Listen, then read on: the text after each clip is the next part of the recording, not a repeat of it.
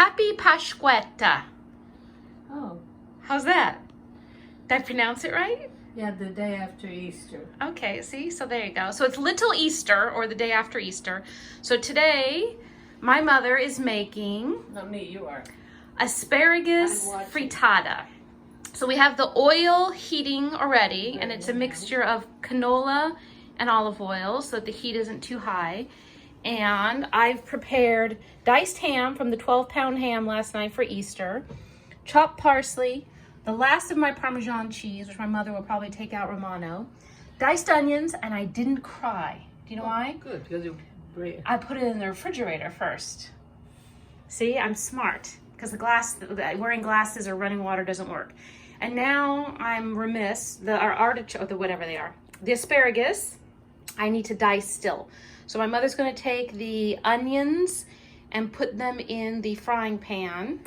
So you could do that. Why me? Because I have to do the artichokes. So while these cook, oh, she already took out a spatula. I was gonna grab one for her. She's gonna season them with, while they cook. I'm not going to season them now.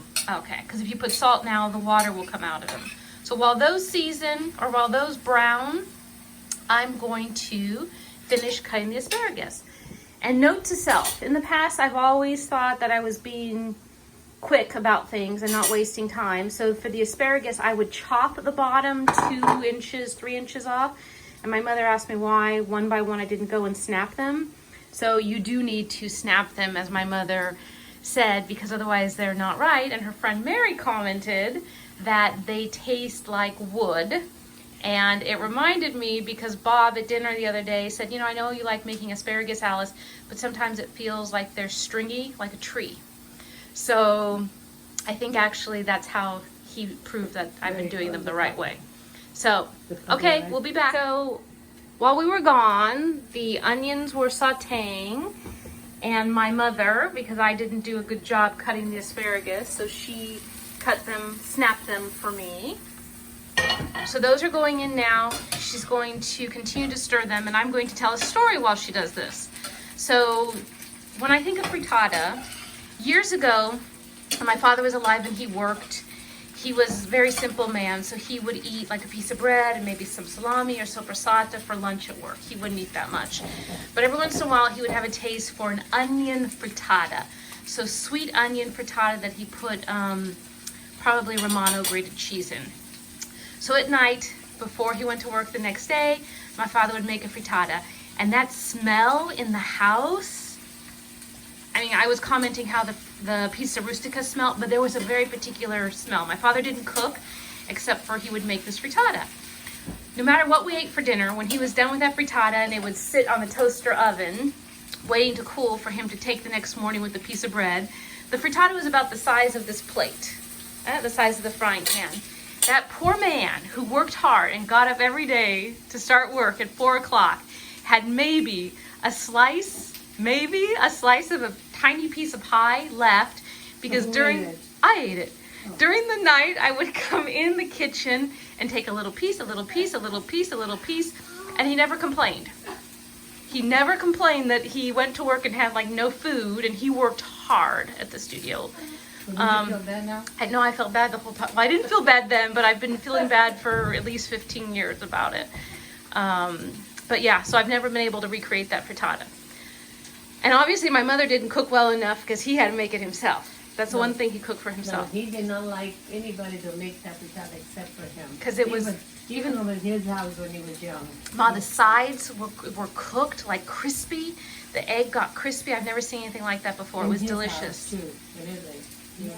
He had to make his frittata with onions. Okay, our phone's ringing, so we're going to come back. Okay, so the asparagus with the onions are sauteing, cooking nicely. So now my mother's going to season them with some garlic, her salt and pepper. And what I was talking to her about was when she was little, and I'm going to insert a picture of her tiny, like a little doll, standing on her mother's lap with my Uncle Albert, who, if you look at this picture, you're going to think that it's my cousin, because they look exactly alike, honestly, when Albert was little. So when my mother was little, her mother, the day after Easter, would take her to their Pasquetta picnic, so the day after Easter picnic, and they used to stop off at Marianina Sabina, so my godmother Tina's mother, and my friend Will Pupa and Jada Pupa, and John and Danica, the brother and sister-in-law, to their house on the way outside of town. So the house, or the town, was like a small castle. Like the town was built like a castle at the top, and it had houses built around it. So on the outskirts of the town, to get to the next town, Riardo, was Marianina's mother's house. So my mother would go there. And then they'd go on their way to the Ferrella, which is a water. My mother's laughing. Is it not pronounced mineral water, which they sell here in the United States. It's bottled red and green, Ferrella, mineral water. And they'd have a picnic at that park. Do I have the story right? Somewhat. So what did I miss? My mother's in another mood again today. Okay, so she's looking to see the eggs that she already let me know I didn't crack right. We probably don't have enough. We're going to start with 8 beaten eggs. What'd you put in there? Just the egg. That's it? Mm-hmm. Oh, and it's in the Howard and Wendy Shaps's Giza and Harold Wall dish also. So now my mom's adding garlic. Are you sure you didn't have anything in here? I didn't put anything in it. I didn't either? No, now you just put some garlic. Maybe you need to put some salt and pepper in the egg. So she's going to season the eggs as well as she seasoned the asparagus mixture. And after this, she's probably going to put the grated cheese in here. So why don't you do it? Because I'm watching. I'm not watching. I just assume. I'm assuming. The grated cheese goes next. Yes. See, I'm not stupid, or as much stupid as you think. I did pay attention to some stuff. This is the last of the Parmesan cheese that we got for the brioche. Did you eat all the brioche? Yes. Bob and I finished it, and I gave Albert extra. Yes. You make brioche? So Maria Rosino made brioche for Easter, Mom. And? I don't know how it came out, but the picture looked good. I showed you the picture. And here's something funny. Maria Petrelli commented on the picture. She doesn't make it either. Ah, see, so it's not just me. She commented on yours? Or no, she commented on Maria Rita's, how nice they were. She probably used the flank steak because they were nice big ones. Her father used to make it. They didn't put pine nuts in it, but her father used to make it. No. Maria Petrelli, George. George used to make them? George used to make them. So Maria Petrelli commented on Maria Rosino's picture. See, Ma, so the parents make them. So I'm not the only one who hasn't made them. So there you go.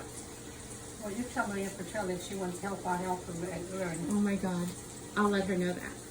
Taste it and stick with that. That's spoken now. Okay, I'll taste it in a second. But so here I'm doing a close-up of the onions and the asparagus. My mom's friend Mary is here with us today. And she was commenting that my mom's cooking the asparagus for a long time, which is different than when I try and make a frittata because they're not as cooked. And the difference is these asparagus are going to be caramelized, which is going to give the frittata a good taste, where mine just tastes like it's egg with a frittata in it.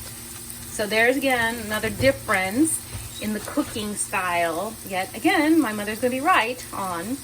So I'm going to taste one without burning my tongue to see if it's ready. It still has a little crispness to it, and I think the salt's okay, Mom. You're welcome. Okay, so next. See, you're nice. At least you said thank you to me today. Okay, so now what goes next? The ham? Are they cooked? Yeah, they're cooked. Okay, throw the ham in there then. Okay, so throw the ham in there.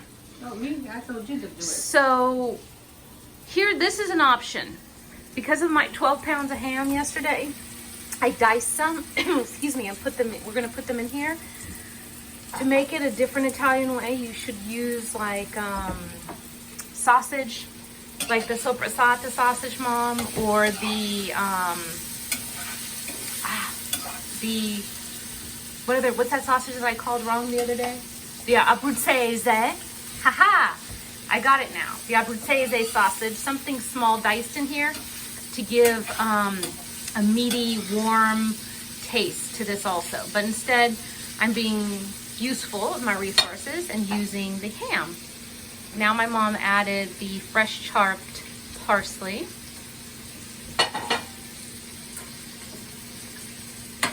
And then she's going to saute this a little bit more.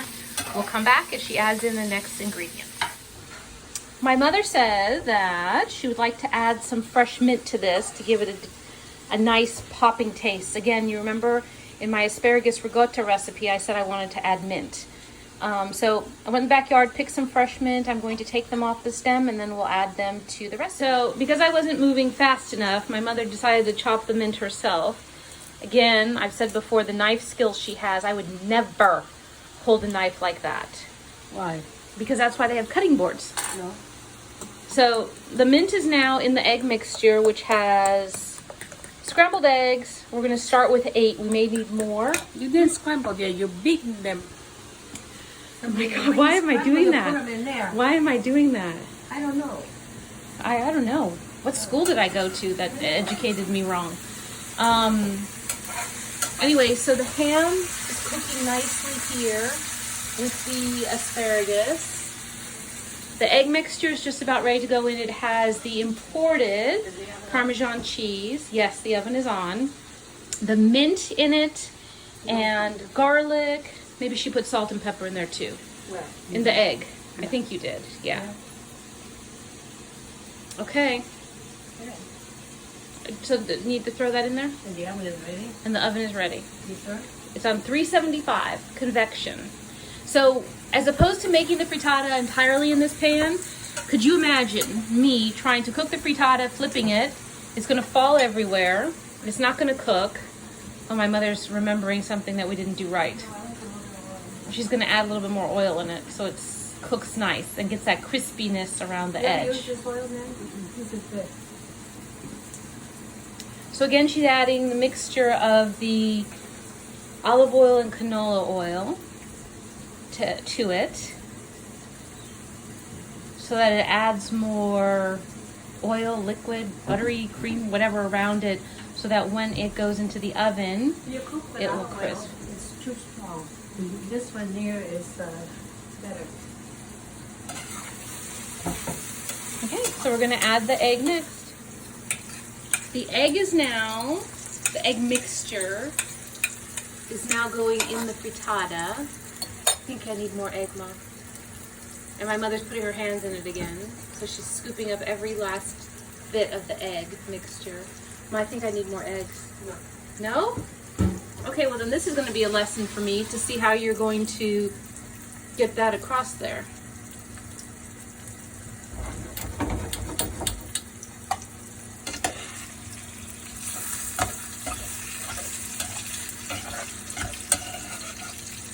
We don't want to put too much egg, I guess, because then she gave me the dirty look, because then it becomes a quiche.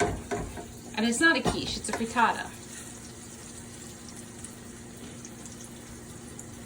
They should have an emoji on the iPhone, Mom, for you. What's emoji? An emoji is those faces, like a happy face, a meh face, an angry face, a kissy face, those different faces.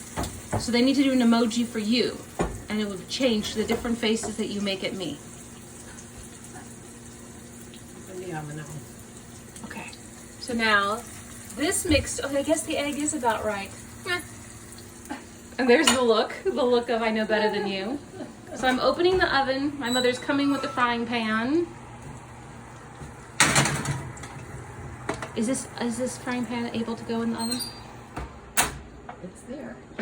The look is exactly. It's in the frying pan. How long do we cook it for? 275? So my mother doesn't watch how long things cook either. It goes by smell. Just like if anybody's boiled pasta, sometimes the boxes say 10, 12 minutes.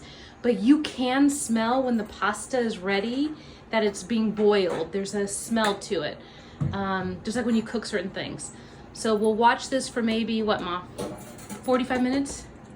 Maybe? After about 25 minutes, 25 minutes, look at it and move it from the bottom up, Okay. go up and down. So that it doesn't get too cooked on the bottom. And then we'll check it again. It has to cook. I know. To make sure that the top gets cooked, not too much cooked at the bottom. Okay. Good. Now it's My gosh. on the face. Okay, so for those of you who don't know that, that was not a nice thing for my mother to say.